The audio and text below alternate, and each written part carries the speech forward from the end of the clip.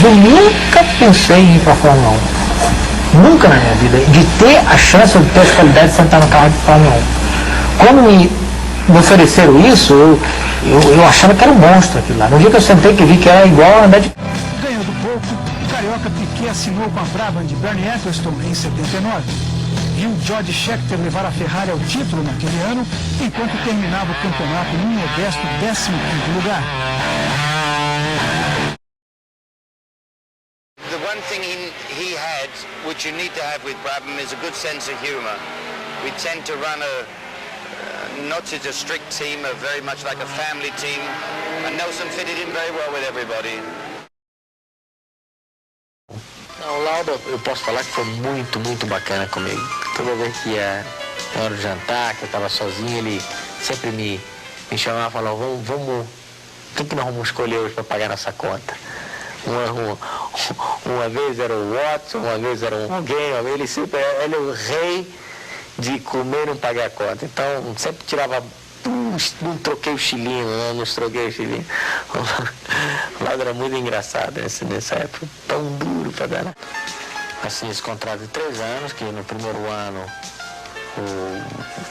o Lauda desistiu no fim do ano. Já no segundo ano eu me vi sozinho no time, fui capaz de levar o carro até o vice-campeonato, perdi na última corrida. E um piloto que não está ainda acostumado com a vitória na Fórmula 1. Piloto que fez uma grande carreira no automobilismo do Brasil. Fez uma grande carreira na Fórmula 3. Mas que ainda não sentiu o sabor de uma vitória na Fórmula 1. E a chance de ir à liderança do Campeonato Mundial de Pilotos. Nelson Piquet se aproximando da vitória consagradora. Aí está a bandeirada para Nelson Piquet e o Brasil vencendo. Depois de 5 anos o Brasil ganha na Fórmula 1.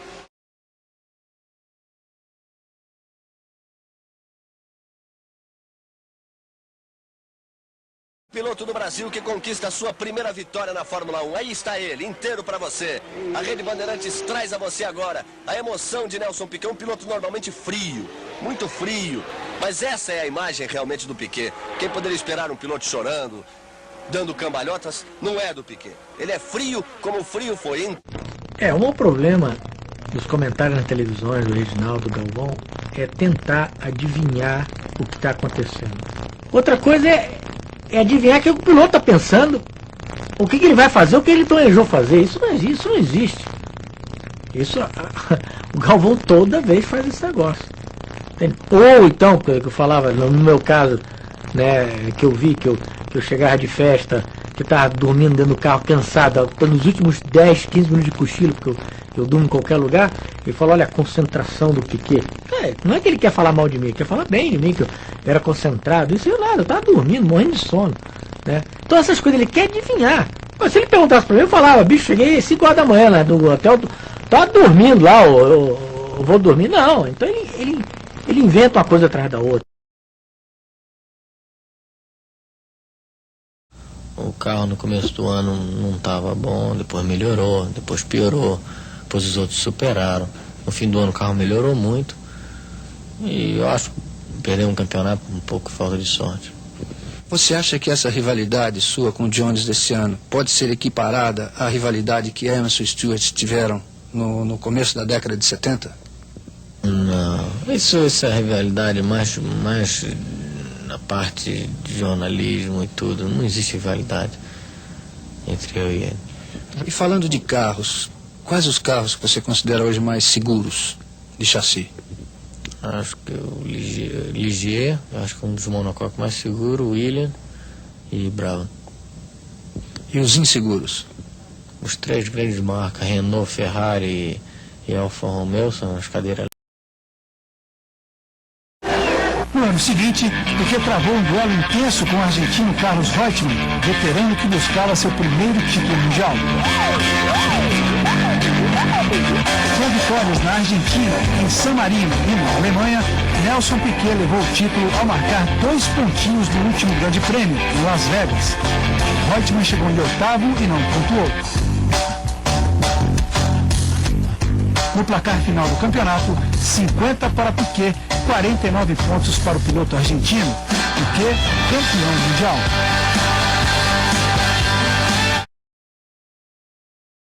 Mas não muda nada não. Você acorda no outro dia com fome, com dor de barriga, peida,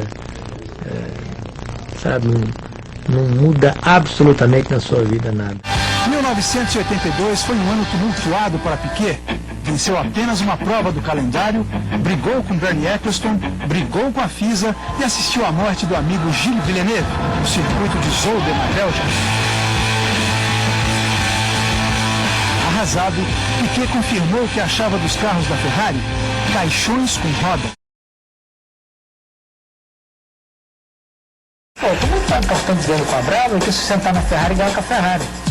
Porque a Ferrari é só desse tamanho, a Brava eu sou Piquet. Foram outros. Na minha época, meu ídolo era o Brabham. Fez o carro e deu o campeonato com o carro que ele fez. Para mim aquilo era tudo. Sabe? Não era. Era mais do que qualquer outra coisa. Entende? O cara foi lá, projetou, pegou o engenheiro, fez junto e foi campeão com o carro dele. Em 83, Piquet disputou o campeonato com BMW Turbo. Venceu os GPs do Brasil, da Itália e da Europa.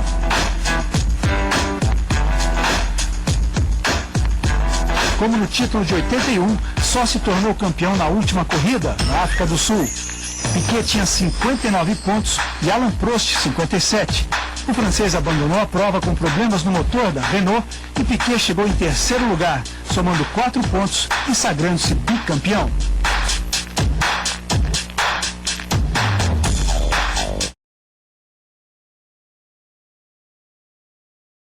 He is, without doubt, one of the best racing drivers the world has ever seen.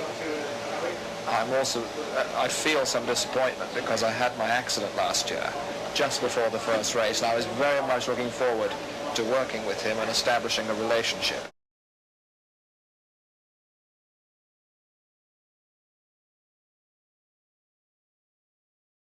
O pé de te prejudicou?